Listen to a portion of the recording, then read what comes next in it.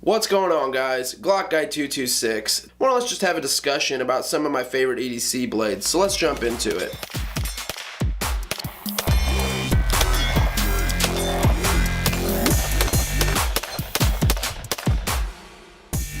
Now, the first knife I want to talk about is my Spyderco Yojimbo 2. Now, I've only owned this knife for probably about 7 or 8 months now. I really have enjoyed having this knife. A few pros of it: it's obviously an awesome looking blade.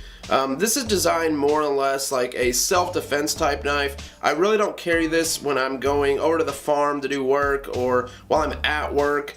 This just really isn't a utility type knife, I guess you could say. But at the end of the day, guys, the Yojimbo 2 is super ergonomic, very comfortable in the hand, and like I mentioned, a great self-defense knife. Now, I do carry this quite a bit, but not as much as some of my other knives out there. This is an S30V steel Wharncliffe blade. All in all, guys, these can be had for around $130, sometimes a little less, but definitely not something to be looked past. Now, the next knife I want to talk about, and this is by far my favorite knife, guys. I've owned the Spyderco Paramilitary 2 for quite some time. This one is a little bit newer than this Paramilitary 2. I've owned this one here for probably about 3 years now, and it has gotten a lot of carry out of it. I mean, if you guys could see, it's nice and wore in. Compression lock versus, you know, your typical liner lock or frame lock on a lot of knives, which the Yojimbo is also. I'm not a knife reviewer by any means, guys. I'm just kind of sharing what some of my favorite knives are. Paramilitary 2 is by far my overall favorite knife. Now, that's for a few reasons. The size of it is one thing. Overall great size, and I don't really have huge hands. I've heard some people say this knife is big, which it is bigger than some knives out there. But for me, guys, this thing is just a perfect fit. The curve of that blade for the thumb rest right there, it is just an extremely comfortable knife. Now, the Paramilitary 2 is a knife that I do carry most of the time, whether I am at work or whether I'm going to the farm to do random things. I definitely get a lot of use out of the Paramilitary 2, and in the knife industry, guys, the Paramilitary 2 kind of made its footprint and has more or less stuck. Very popular knife out there. These can be had from $100 to, sometimes you'll find them a little cheaper, but $100 to, we'll say $130. This one here I actually bought off of a buddy or a guy I used to work with. He got 2 of them for Christmas, the exact same knives, you know, 2 or 3 years back.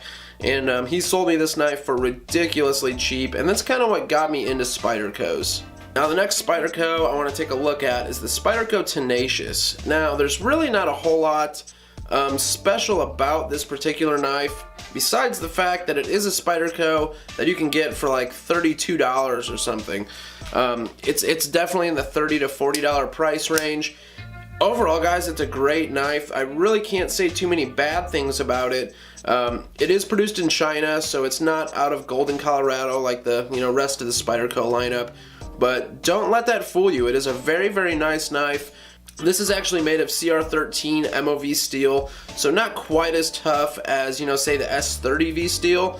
But guys, I've had absolutely no trouble out of it. I really don't carry it a whole lot compared to my Paramilitary 2, but this is a liner lock.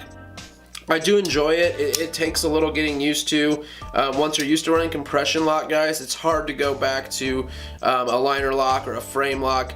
That compression lock just makes it so easy for one-handed manipulations with this knife. And I really like the fact that you can access that lock from the back, versus having to go up here up front. So once you get used to a compression lock, guys, I'm telling you, it's really hard to look at anything else the same. Now, another knife that I do carry quite a bit, and guys, when I first bought this knife, I was shocked at the quality of it. This is a Kershaw Cryo 2, and it is a Hinderer design, and guys, for roughly $30, this knife blew me away at the quality. Now, this is actually the second one I've owned. The first one I bought 2-3 years ago. I was out plowing snow on a four-wheeler and came home and it was gone. So I lost it somewhere. I didn't really go hunt it down. There was snow on the ground. It was a mess. So I just went out and bought another one. That's the nice thing about carrying these knives. They're $30 versus, your $100 plus knives, where if I lost this, I would be pretty heartbroken. It would suck. It would not be a good day. But This knife here, which is also a CR13 MOV steel, I'm pretty sure, yep, CR13 MOV. This is also a spring assisted knife. Now what that means, you know, it's assisted flip. So back here is where you're going to flip the knife and it's going to flip right open. Do I like that? It's not a bad thing. I don't see it as a downside, but I really love the Spidey hole. Get in there and flip the knife open. So, you know, once you get a Spyderco, it's hard not to sit here and play with them all the time. But this Kershaw Cryo 2 has been a damn good knife. I really have nothing bad to say about it. It is frame lock, and most of these knives can be found at Walmart. That's where I picked both of these up, or both of the Cryo 2s I've gotten from Walmart. And I think they're, you know, $32 to be exact. Definitely around the $30 price range though. Next knife I want to talk about is an Ontario Rat 1. Now, I've seen so much hype about this knife for the past year and a half. So I finally went ahead and ordered one. AUS 8 steel, which is a pretty tough steel. I actually broke the tip off of this knife though, and I don't know if you guys will be able to see that very well or not, but I was doing some prying and stupid stuff with it I shouldn't have been doing. But, you know, this is like a sub $30 knife as well. And, you know, I don't feel as bad using it to pry and stuff versus, you know, some of my nicer knives. But guys, this knife is really nice. You know, just at first glance, it looks like such a plain, ordinary knife. And for the most part, it is. But you wouldn't think it would be as comfortable of a knife as it is. It carries very nice, very ergonomic in the hand. And this is also a liner lock. I've been a fan of it, guys. I really do like this knife. I probably need to order another one since I broke that tip. I might be able to sharpen it or grind a little bit more of a tip on there, but it's still a pretty sharp knife. It's a great knife to have to throw in a bug out bag, use at work, you know, whatever kind of utility stuff you have to do around the house. The Rat 1 will get it done. Now, I want to move into some fixed blade knives. Some of them are smaller, like the CRKT Minimalist, K-Bar TDI, and then we'll get into some of my bigger fixed blade knives. This is a K-Bar TDI, very popular knife in the self-defense world. I particularly went with the serrated blade. This isn't really a knife that I'm gonna whip out to cut a box open, or I'm gonna whip out at work to do, you know, whatever little random cutting I have to do. This is pretty much a self-defense knife in my eyes. And a few things I went ahead and did to this. When it comes in, it's smooth. The grips on it are smooth. You get a good enough grip at this angle where you don't have to worry about it slipping out of the hand. But I went ahead and actually stippled one side of it. Now this is the side that rides outside from my body, so the stipple's not going to be, you know, wearing on my stomach or anything like that. I carry this knife on the left side, more or less up front. I was going to say appendix, but up front anyways on my belt, so I can go ahead and draw it with my left hand. And what's cool about that is I could also draw it with my right hand if I had to, just like this. Now, the K-Bar TDI comes in a few different configurations nowadays. Really just depends what you want out of a knife. I think I paid a little over 50 bucks for this knife, I want to say. Not to say it's a bad knife, I just think they are overpriced a little bit for what they are. So next up, guys, we have the CRKT Minimalist. Now, I absolutely love this knife. It is very small, and I've gotten a lot of carry use out of this knife. Now, it does come in a few different blade configurations. This is the Tonto. It comes in like a Bowie. It comes in like a Karambit type blade. A few different configurations, but all in all, guys, this thing has came in handy a lot of times. Say we're on vacation, I'm just wearing like swim trunks. This is a great knife just to throw in, you know, the single back pocket or side pocket. It's small enough where you're not going to notice it, but guys, if you had to do something with this or protect yourself with it, you could definitely do that. Now, another knife we have here, which is in the fixed blade category, is a CRKT Dogfish. Now, I really don't carry this knife, guys. It has a little sheath and a little, more or less, neck lanyard to go with it. But this is a knife that I throw in my, you know, EDC bag or a bug out bag. And in a time where I did need it, it would do the job. This is nothing that Like I said, nothing too fancy. I just think it is cool to have these little knives like this because they will come in handy in certain situations. Now I want to talk about a few of my bigger fixed blades. Now some of these knives I will run OWB, you know, outside the waistband on my belt at some times, not all the time. Some of these I carry in the wintertime a little more than I would in the summertime, but these are also awesome knives to throw in your EDC bag or a bug out bag. My range bag, I usually carry one. Next few knives I'm going to show you are made from HTK, or Hometown Knives. So they're a custom knife maker, but this thing is just a beast, guys. I'm not sure if I've had this in a video or not before, but if you could just see how thick that blade is, it is ridiculous. And this thing has held an edge for, I've owned this for probably about 2.5 years now, and it's also got some weight to it. So you pick this thing up and you know it means business. When I do carry this knife outside the waistband, it's almost like carrying another firearm basically. It's a very, very heavy, bulky package. So it does serve its purpose a little bit better being in an EDC bag or bug out type bag. But I really, really love this knife. This is actually the first knife I bought from HTK, and after I bought this, I fell in love with them, and I have purchased a few more since. Now, this is the second knife I purchased from HTK, and it is a little bit smaller than the last knife I showed you, but if we can get a close-up of that, sorry if the focus isn't the best on these knives, guys. It's really hard to get with the glare and whatnot, but this is actually Damascus, and I really like the custom work they do on the backs here.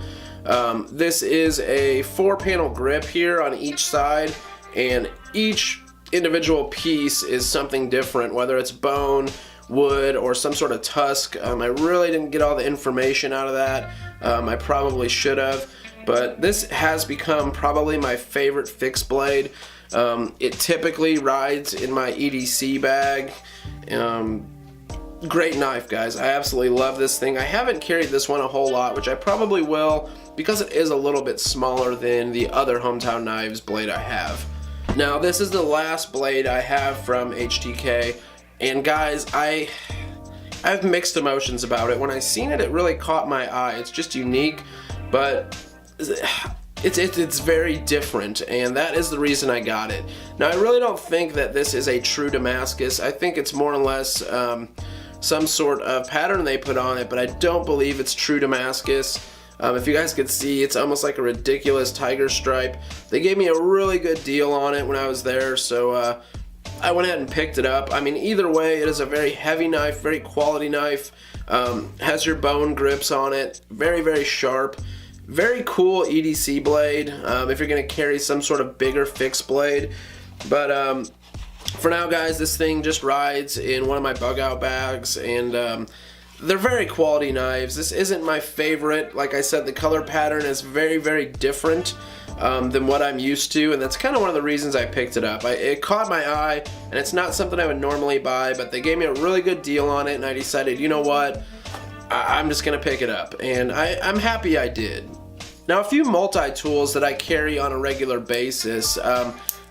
Personally, guys, I hate lugging around a huge multi-tool unless I have an EDC bag, my range bag. I can't carry this in my pocket. I have too much going on already, so it is kind of a pain in the butt to carry this in my pocket.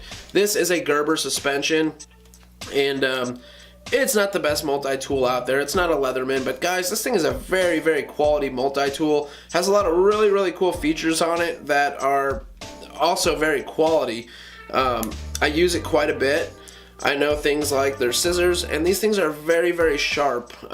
This thing is just built very nice. One thing I like about it is it does have the lock on it, so anytime you have any of these accessories out, you can literally put all sorts of pressure on them, and they're not going to fold. You have to unlock it to fold it back in, but it has just about everything you could want, from scissors to a bottle opener to multiple different serrated knives, regular edged knives, your cutting type blades. If I could get it out here, your cutting type blades. It just has all sorts of stuff.